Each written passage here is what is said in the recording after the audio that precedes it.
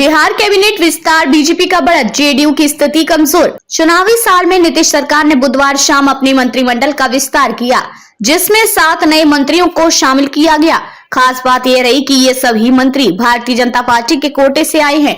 इस विस्तार के बाद बीजेपी की स्थिति मंत्रिमंडल में जेडीयू से अधिक मजबूत हो गई है। नए मंत्रियों की सूची: संजय सरावगी दरभंगा, सुनील कुमार बिहार शरीफ, जीवेश कुमार जाले, राजू कुमार सिंह साहिबगंज, मोतीलाल प्रसाद रीगा, विजय कुमार मंडल सिकटी, कृष्ण कुमार मंटू अमनौर। जातीय समीकरण साधने की कोशिश: बीजेपी ने इस विस्तार के जरिए बिहार के जातीय समीकरण को संतुलित करने की रणनीति अपनाई है।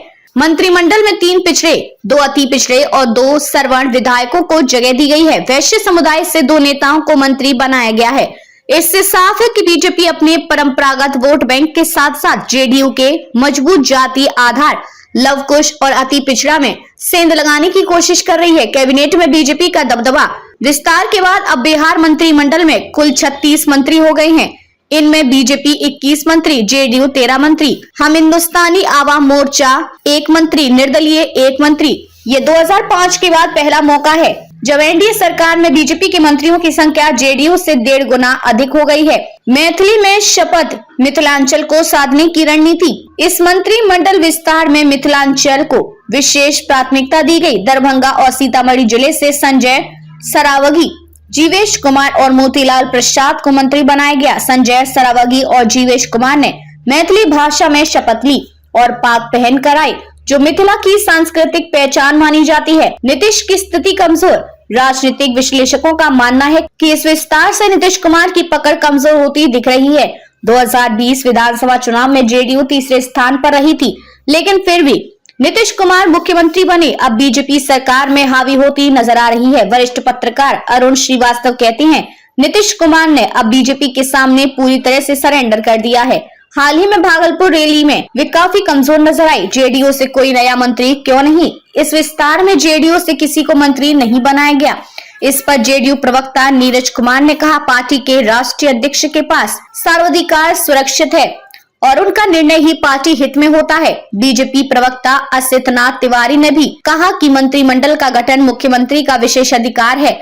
एनडीए सरकार में मंत्री एनडीए के होते हैं, किसी एक पार्टी के नहीं। जातीय और क्षेत्रीय समीकरण की राजनीति: इस विस्तार में जातीय संतुलन पर विशेष ध्यान दिया गया है। भूमिहार: जीवेश कुमार जाले, राजपूत, राजू कुमार सिंह साहिबगंज, वैश्य संजय सरावगी दरभंगा, मोतीलाल प्रसाद रीगा, कुर्मी कृष्ण कुमार मंटू अमनौर, कुशवाहा सुनील कुमार बिहार शरीफ, अति पिछड़ा केवट विजय कुमार मंडल सिकटी। बीजेपी ने अपने कोर वोट बैंक सवर्ण और वैश्य को संतुष्ट करने के साथ साथ जेडीयू के परंपरागत वोटर लवकुश, कुर्मी, कुशवाहा और अति पिछड़ों को भी साधने की कोशिश की है। कृष्ण कुमार मंटू की एंट्री का खास मतलब: कृष्ण कुमार मंटू ने हाल ही में पटना में आयोजित कुर्मी एकता रैली में अहम भूमिका निभाई थी।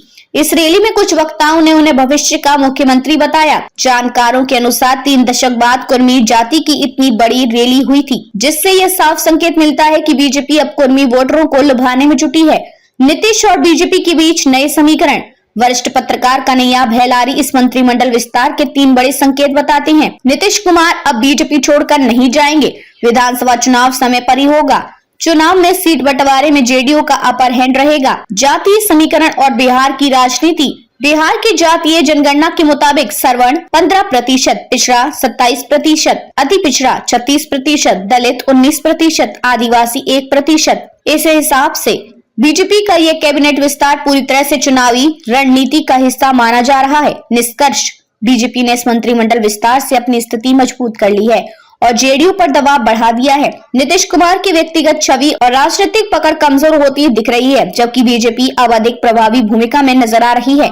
आने वाले चुनावों में यह समीकरण बिहार की राजनीति को नई दिशा दे सकता है।